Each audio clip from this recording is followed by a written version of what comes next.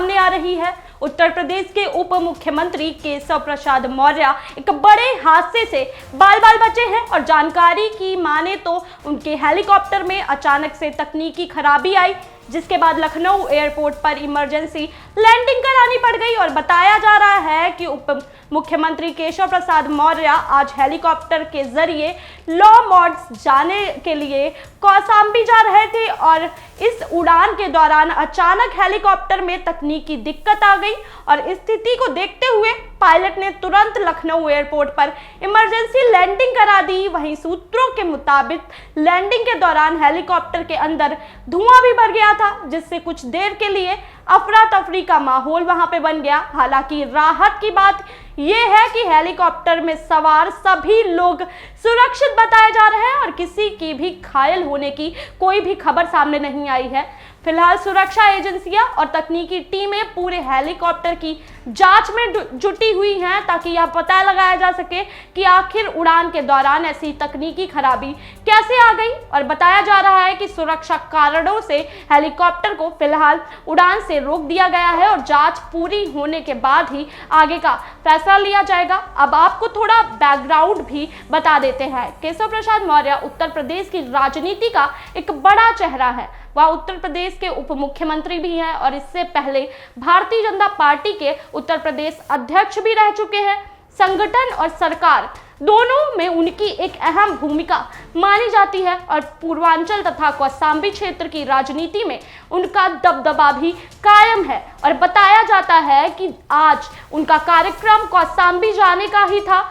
लखनऊ से हेलीकॉप्टर के जरिए उन्हें वहां पहुंचना था, लेकिन तकनीकी खराबी की वजह से हेलीकॉप्टर को वापस लखनऊ एयरपोर्ट पर उतारना पड़ा। अब जानकारी यह भी आ रही है कि उप मुख्यमंत्री सड़क मार्ग से कौसाम्बी जाने की तैयारी कर रहे हैं और लेकिन इस घटना के बाद एक बड़ा सवाल जो खड़ा होता है कि आखिर वीवीआईपी मूवमेंट के लिए इस्तेमाल होने वाले हेलीकॉप्टर और चार्टर्ड विमानों का मेंटेनेंस कितना सुरक्षित है, क्योंकि पिछले कुछ समय से ही ऐसी घटनाएं भी सामने आ रही हैं जिन्होंने इस व्यवस्था पर ही सवाल खड़े कर दिए हैं। हाल ही में महाराष्ट्र के उप मुख्यमंत्री अजित पवार के हेलीकॉप्टर से जुड़ी ही एक ऐसी घटना सामने आई थी जहां उड़ान के दौरान तकनीकी दिक्कत की खबर सामने आई और पायलट को सावधानी बरतनी थी, लेकिन उस मामले ने एक गंभीर रूप ले लिया और बड़ा हादसा हुआ। यानी अजित पवार की मौके पर ही मौत हो गई।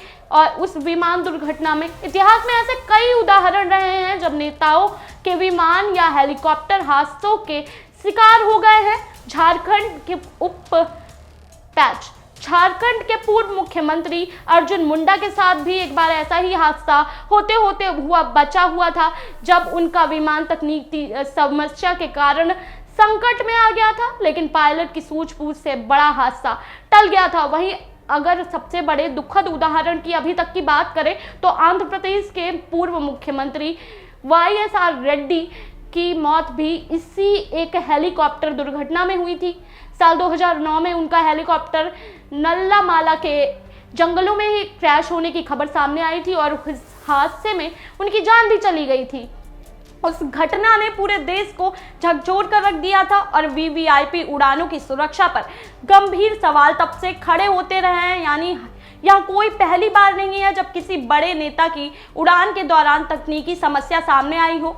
पिछले 2 दशकों में ऐसे कई मामले दर्ज हुए हैं जहां वीवीआईपी उड़ानों के दौरान तकनीकी खराबी की वजह से इमरजेंसी लैंडिंग करानी पड़ी है और कई नेताओं की, जाने माने चेहरों की इनके कारण मौत भी हुई है। ऐसे में सवाल यह उठता है कि जब सरकारें वीवीआईपी मूवमेंट के जरिए चार्टर्ड हेलीकॉप्टर और विमान किराए पर लेती हैं तो क्या उनके मेंटेनेंस की जांच उतनी सख्ती से होती है जितनी होनी चाहिए?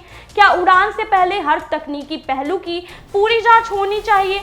और अगर होती भी है जांच तो फिर बार बार ऐसी घटनाएं सामने क्यों आती है? फिलहाल राहत की बात ये बताई जा रही है कि इस घटना में कोई भी बड़ा नुकसान देखने को नहीं मिला है और उत्तर प्रदेश के उप मुख्यमंत्री केशव प्रसाद मौर्य पूरी तरीके से सुरक्षित बताए जा रहे हैं। लेकिन यह घटना एक बार फिर वीवीआईपी उड़ानों की सुरक्षा और मेंटेनेंस व्यवस्था को लेकर गंभीर सवाल जरूर खड़े कर रही है। मैं थी आप सभी के साथ प्रियांशी मिश्रा और आप देख रहे थे कंटाप न्यूज।